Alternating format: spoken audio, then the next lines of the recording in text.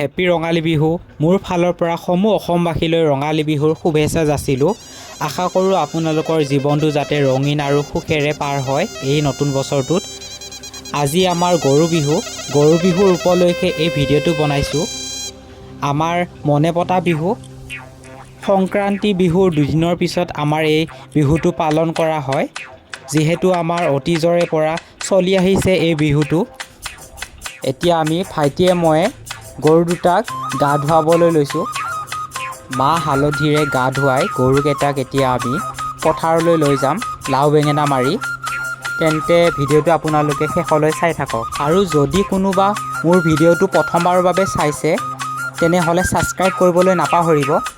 আৰু আজি এই দিনটোত কোনে কোনে গৰু গা ধুৱালে কমেণ্ট বক্সত কমেণ্ট কৰিবলৈ নাপাহৰিব। আৰু ভিডিঅ'টো আপোনালোকে শেষলৈ চাই থাকক।